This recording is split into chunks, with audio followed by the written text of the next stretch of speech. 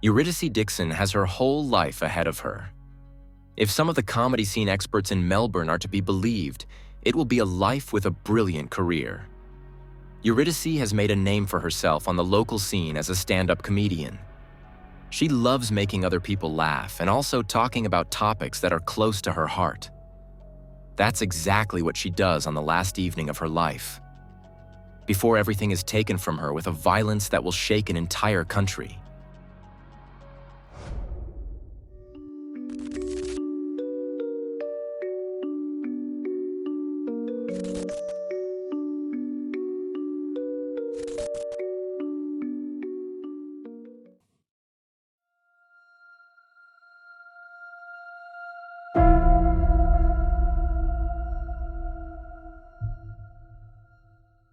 On June 12, 2018, Eurydice will be performing at the Highlander Bar in Melbourne, Australia. Eurydice has been doing comedy shows for a long time, and the bar is one of her favorite places to try out new sets. Her humor is quite dark, but with her charming and clever manner, she manages to make even the most macabre jokes with just the right amount of humor. Eurydice is an avowed feminist and always incorporates socio-critical and political elements into her shows. She is not afraid to poke fun at her feminist views either, and that goes down pretty well with the audience. Her humor also helps the 22-year-old woman to deal with her own demons. Her mom was a heavy drug addict and died when Eurydice was just 7 years old. That, of course, has a lasting impact on her life. On stage, she can express herself, and for some time now she's been getting more and more opportunities to perform in front of a live audience. This Tuesday evening, things are going really well. The audience is laughing heartily at Eurydice's program, and she herself feels at home on stage. Her friend Tony is also in the audience that evening to support her. When Eurydice comes off stage, the two of them have a drink together before saying goodbye. Tony has to catch the train at Flinders Street Station. His girlfriend accompanies him there and then makes her own way home. Eurydice has quite a walk home. She has to walk almost 5 kilometers, so it's a good walk, but the weather is good and the June night is balmy. On the way, Eurydice stops at a supermarket to get a few snacks. After that, her way home continues through Princess Park. The neighborhood is quiet and peaceful. Most of the residents are quite wealthy. It's the kind of neighborhood where you don't necessarily feel unsafe even at night. Eurydice knows this park very well. She takes off her shoes and socks so she can walk barefoot through the grass for the last few meters to her home. She has been doing it this way for years. Eurydice is still careful and gives her boyfriend updates via cell phone. Shortly after midnight, she sends him a message. Eurydice writes, "I'm almost home. How about you?" But Eurydice will not arrive home. This will be her last message. A few hours later, shortly before 3 o'clock, another nighttime walker is on his way. He passes a large football field, and in the middle of the field, clearly visible from the path on the side, he sees something lying. A dead body.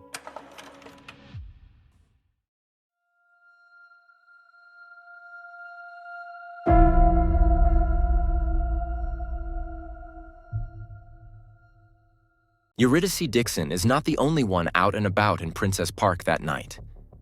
19-year-old James Todd is also out and about. He has spent the afternoon drinking alcohol and smoking pot. Late in the evening, he is hanging around Flinders Street Station. When Eurydice passes by, James immediately notices her. He watches as she says goodbye to her boyfriend and continues on alone. He decides to follow the young woman. Eurydice probably doesn't even notice James, but he follows her for almost the entire 5 kilometers. Only when she is only a few hundred meters from home and wants to cross a soccer field to take a shortcut, James strikes. He grabs the 22-year-old from behind to pull her to the ground. Eurydice fights back and manages to scratch his face a little. But James has the upper hand. He tears down her clothes and he chokes her for at least 5, maybe 10 minutes. When Eurydice stops moving, James lets go of her. He takes Eurydice's cell phone to use the inside camera to see what the scratches on his face look like. After about 10 more minutes, he gets up and goes to Royal Park Station, where he falls asleep on a bench. He just left Eurydice dead on the soccer field. When James wakes up on the bench, it is already close to 4 o'clock in the morning. He decides to walk through Princess Park again. When he passes the soccer field, he is stopped by the search for clues and instructed to take a different route. So he turns around and takes the train back home. Shortly before 7, he is at home in bed Googling Princess Park to see if there is any news about the body yet. James's browser history will later also show search terms such as emo girl, rape, strangulation, and snuff films.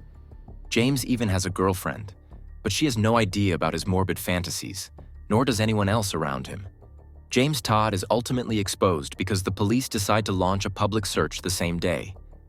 James was recorded on several surveillance cameras near Eurydice. The material clearly shows that he followed her on her way home. An acquaintance of James then recognized him on the news. Unfortunately, he not only informed the police but also James.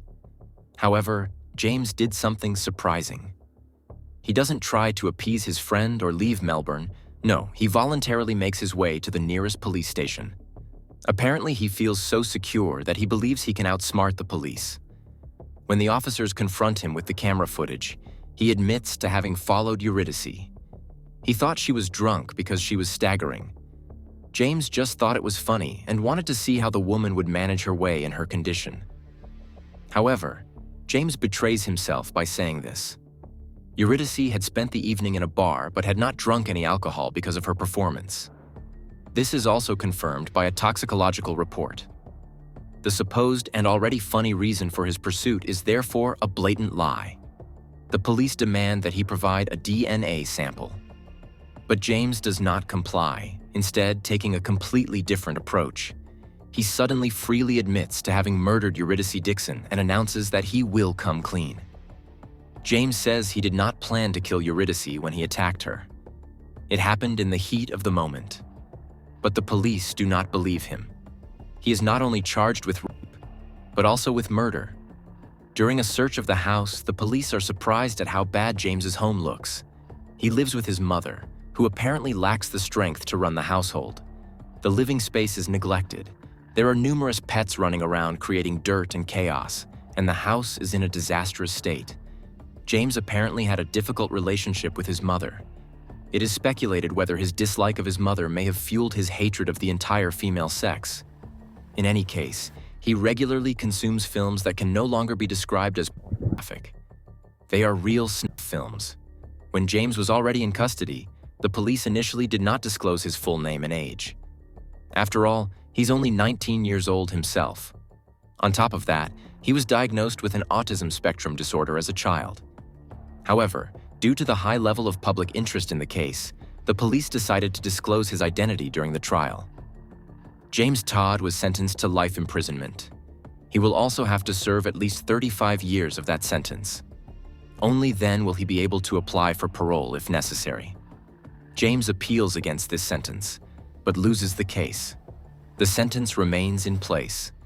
But even in death, Eurydice finds no peace. On the day of a planned vigil at the place where her body was found, the police find some messages that had been left at the memorial.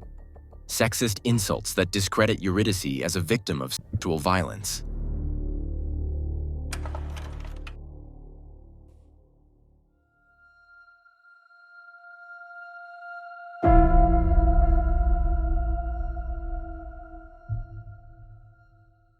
When the vigil for Eurydice is held, an unimaginable number of people come together. Almost 10,000 people crowd into Princess Park to commemorate the murdered woman and take a stand against violence against women. Before that, however, an unpleasant scene occurs. A man named Andrew Nolch rioted at the memorial that was set up in Princess Park for Eurydice. He paints a 25-meter-long male genitalia on the spot where thousands of people want to gather hours later for the murdered woman. Andrew openly admits to having committed this tasteless crime. He describes himself as an anti-feminist and says he wanted to make a statement about men's rights. He was ultimately fined $19,500 and sentenced to more than 200 hours of community service. When Eurydice's body was found, the police quickly arranged a press conference. The senior police officer gave advice that later annoyed many. Basically, he said the usual things. You should take care when you're on your way home. Watch your surroundings carefully. Have your cell phone at hand. Call the police immediately if you feel unsafe. These are things that I always say in the videos too. But you also have to admit that for most women, this is simply a sad fact of life. While women are given guidelines for their safety, nothing changes with regard to the actual problem, namely that far too many men become criminals. And many women express their displeasure about precisely this after this press conference on the murder of Eurydice Dixon. They accuse the police of victim blaming in connection with the statements. The murder of Eurydice has sparked a cultural debate in Australia about the education of boys and internalized misogyny. Even though statistically fewer and fewer murders are being committed in Australia, it is striking that well over 80% of all particularly serious crimes are committed by men. In an article on the case, published by the British Guardian, an activist is quoted as saying, "It is not up to us women to change our behavior to avoid violence being perpetrated against us. It is up to society to take a stand against misogyny and the particular kind of male rage that underlies these acts of aggression." On the occasion of Eurydice's murder, then Prime Minister Malcolm Turnbull finds rather apt words in a speech. "As we grieve, we must ensure that we change the hearts of men so that they respect women." After her murder, friends and family created the Eurydice Dixon Gender Equality Champions Award. The prize is intended for young people between the ages of 15 and 25 who are particularly committed to equality. It is still awarded annually to 2 people. In this way, Eurydice's commitment lives on, and above all, a sign is set in her name for what was particularly close to her heart. If this case has moved you, please feel free to share your thoughts in the comments and also write to me your opinion on the subject. I'd really like to hear your thoughts. But as always, please be respectful. Otherwise, there's not much more to say. I wish you a good morning, afternoon, or evening, or whenever you're watching this video, and hope to see you again in the next video. Until then, bye guys.